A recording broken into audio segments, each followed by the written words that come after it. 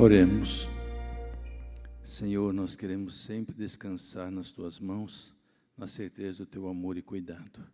Que o Senhor nos conduza agora ao abrirmos a Tua palavra e que Teu Espírito fale ao nosso coração, em nome de Jesus. Amém. Podeis assentar, por favor.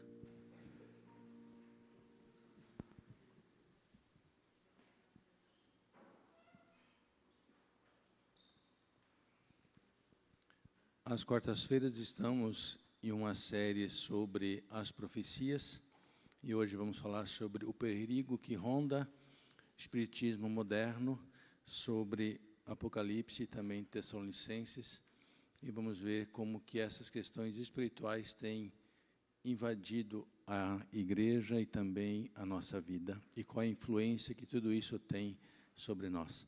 Se você trouxe sua Bíblia, por gentileza, segunda carta de Paulo aos Tessalonicenses.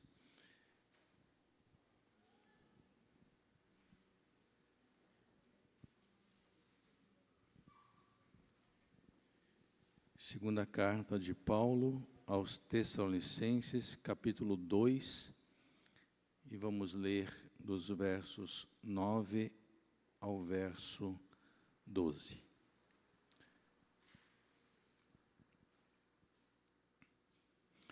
Paulo diz assim: ora, o aparecimento do iníquo é segundo a ação de Satanás, com todo o poder, sinais e prodígios da mentira, e com todo o engano de injustiça aos que estão perecendo, porque não acolheram o amor da verdade para serem salvos.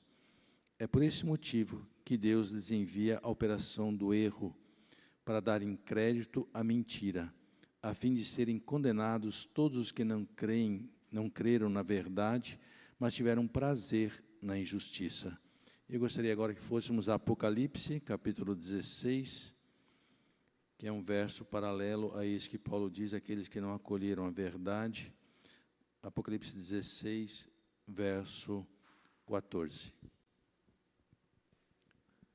São João escreveu: então vi sair da boca do dragão, da boca da besta e da boca do falso profeta, 3 espíritos imundos, semelhantes a rãs, são espíritos demônios, operadores de sinais, e se dirigem aos reis do mundo inteiro, a fim de ajuntá-los para a batalha do grande dia do Deus Todo-Poderoso.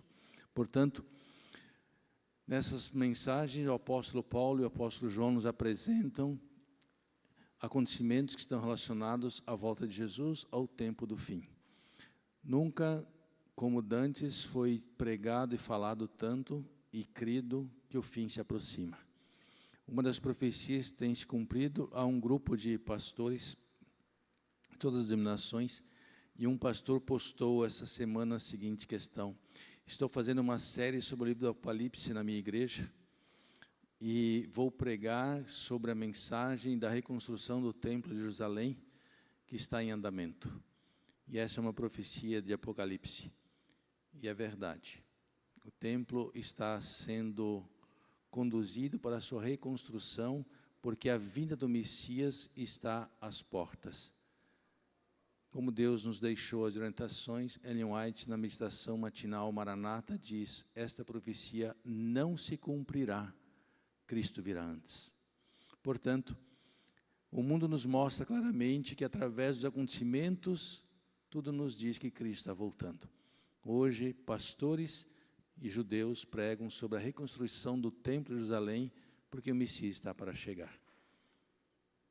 Isso nos mostra que é uma profecia também que Cristo está voltando. No que lemos, Ellen White fala sobre os tempos que estamos vivendo, e ela diz: para completar sua obra, Satanás completar sua obra, os Espíritos declaram que o verdadeiro conhecimento coloca o homem acima de toda a lei e que tudo está certo, que Deus não condena ninguém e que todos os pecados são inocentes. Satanás apanha em sua rede milhares que professam ser seguidores de Cristo. Olha só. Muitos, então, estão dizendo: Deus é bonzinho, não vai castigar ninguém. Pecado é uma coisa inocente, todo mundo erra, Deus vai relevar. E a inspiração nos diz que muitos que professam ser seguidores de Cristo estão embalados nesse falso ensino. O espiritismo moderno tem inundado as nossas mentes, as nossas igrejas e o mundo em que vivemos. Aqui e acolá nós ouvimos há muito tempo dos visitantes dos outros mundos, como é dito, e aí dá-se o nome de extraterrestres, de OVNIs e assim por diante. E esses seres são identificados na Bíblia como espíritos de demônios, segundo Números 25, 1 a 13, também Salmos e Apocalipse 17, 14, como nós lemos. Esse grande engano de que há vida após a morte e que há comunicação com os mortos é o reaparecimento sob novo disfarce da feitiçaria condenada da antiguidade. Hoje, a mesma feitiçaria que por trás está o quê? A comunicação com os mortos, hoje é disfarçada sobre esse espiritualismo moderno. E aí nós vimos nos filmes, recentemente um filme lançado sobre o que acontece no México, e você assistir esse filme, você fica tocado profundamente por ele e certamente impactado pelo poder da mentira, onde os mortos conversam e os vivos oferecem oferendas para que haja comunicação com eles. E isso tudo é o espiritualismo moderno. Ele está envolto através do que eles chamam de oração contemplativa, meditação ou somente contemplação. Há milhares de pessoas que estão indo atrás disso. Quando eu estava no Rio como pastor, eu fiz um curso sobre... eles estão vendo sobre como você encontrar felicidade. O curso tinha mais ou menos a ver sobre isso, foi um ano, na verdade, um seminário, um estudo. E várias vezes na sala, a professora mandava nós fecharmos os olhos e pensarmos, esvaziar a nossa mente e pensar numa coisa boa e assim por diante. E faziam-se orações contemplativas, meditações e assim por diante, e as técnicas eram ensinadas como você fazer com que as pessoas assim se conectassem com elas mesmas e com o mundo com o qual não poderiam ver. A oração contemplativa é nada mais, nada menos do que a ausência de pensamento. Leva a contemplação, a visualização de uma única imagem. E eu lembro que a professora dizia para nós, pense você estando num lugar bem aprazível, numa praia, feche seus olhos, ela dizia na aula, e pense você estar lá. Parece algo tão inocente, não é mesmo? Aparentemente tão agradável. Não é bom você pensar que você está descansando numa rede, com água de coco ao seu lado, olhando para o mar, tudo em paz? Aparentemente extremamente inocente e inofensivo, como o fruto da árvore do bem e do mal. O que está por trás disso? Que quando você esvazia sua mente, Satanás entra para atuar nela. A contemplação, a meditação contemplativa, é, na verdade, a visualização na mente de uma coisa só, várias vezes. Não em várias coisas, mas numa só. Então, é você ficar pensando constantemente naquele mar, naquele lugar aprazível e ali ficar. Isso você está esvaziando a sua mente e assim você entra num, ele chama de um estado alterado de consciência. E através desse estado alterado de consciência é que Satanás vai atuar. Satanás não pode ler a nossa mente, mas ele pode projetar imagens e também pensamentos em nossa mente. Então você imagina, você se esvaziar de você mesmo, dos seus pensamentos, e ficar livre para que os pensamentos que vêm à sua mente venham de onde vier. E ali Satanás vai atuar. Os espíritos, os anjos caídos, estão ao redor e criam um estado de bem-estar, um estado de suavidade, um estado de aparentemente serenidade e paz no coração, de felicidade. E a pessoa pensa verdadeiramente que ela foi para um degrau superior de espiritualidade, ou que ela foi a presença de Deus e nada mais, nada menos que é a influência dos espíritos nessas meditações e orações contemplativas. Isso é chamado de panteísmo. Deus está em todos os lugares. Eu posso senti-lo em todos os momentos. Se você vê isso como uma questão espiritual, sim. Mas se você isso vê como uma contemplação, onde você esvazia sua mente, não. Mas se você vê de uma forma racional e consciente, criado esse pensamento no poder da palavra, onde ele diz que estará conosco, aí sim. E principalmente sobre o que a Bíblia diz, que Cristo está no santuário celestial e nós podemos, pela fé, contemplá-lo naquele lugar. Como funciona essa questão da nossa mente? Como Satanás coloca os pensamentos em nossa mente?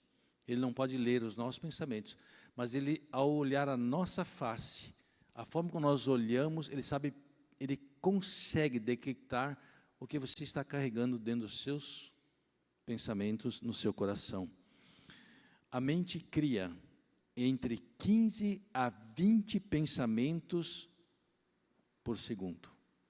Já pensou? Vamos imaginar, e agora eu começo a falar a vocês sobre a volta de Jesus. E Jesus virá nas nuvens dos céus, os anjos estarão com ele, e você vai encontrar Jesus, e você vai para o céu. E no céu você vai encontrar seus queridos, você vai ver seu anjo, você vai ver os outros mundos.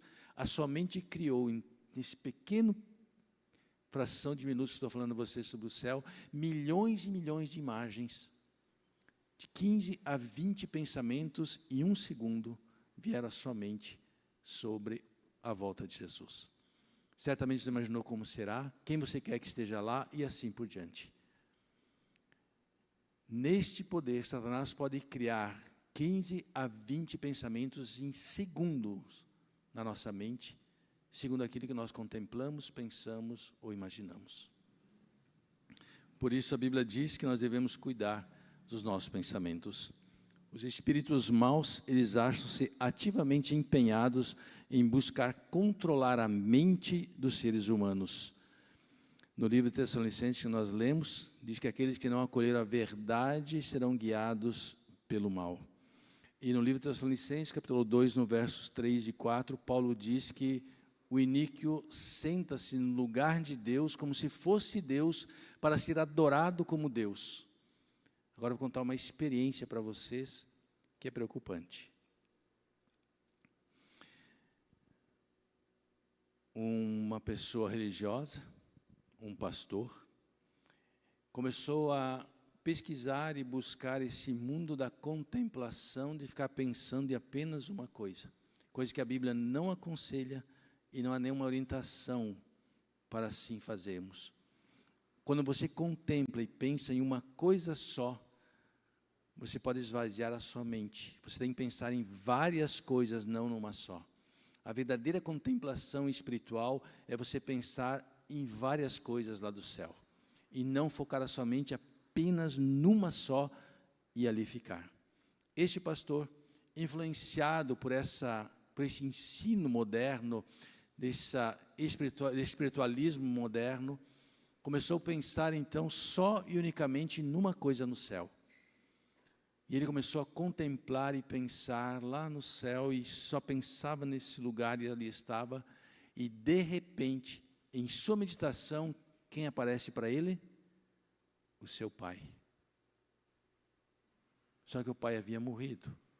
E segundo a Bíblia, nós não temos comunicação com os mortos. E ele ficou preocupado, apavorado. E ligou para um pastor amigo. Amigo, eu fiz uma meditação e eu vi meu pai. E aí o pastor disse, não é seu pai. E ele disse, vamos pensar então de uma outra forma. Você está buscando, fazendo uma meditação, uma contemplação de uma forma totalmente distorcida e errônea daquilo que Deus quer. Aí o pastor disse, vamos imaginar que esse ser que apareceu não fosse seu pai, mas que fosse um ser que vai personificar a Cristo e se apresentasse como o próprio Jesus. E invadisse a sua mente. E Ellen White diz que o espiritismo enfraquece a mente das pessoas. Tanto que no teológico, algum menino jovem que frequentou o espiritismo, foi espírita, ele não pode fazer teologia. E o espiritismo moderno, essa onda de espiritismo moderno está invadindo todas as pessoas e buscando a comunicação com os mortos e saber o que acontece no mundo por vir.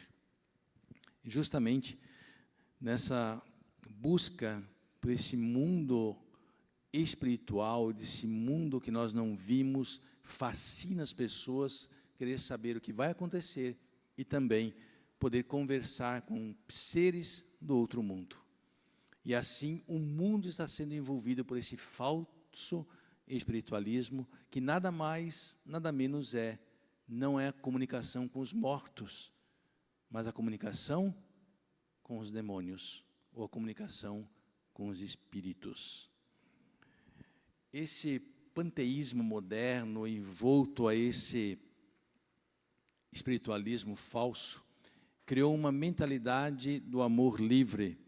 O panteísmo é a teoria de que Deus é uma essência e de que Ele penetra toda a natureza e é um dos mais sutis artifícios e enganos de Satanás.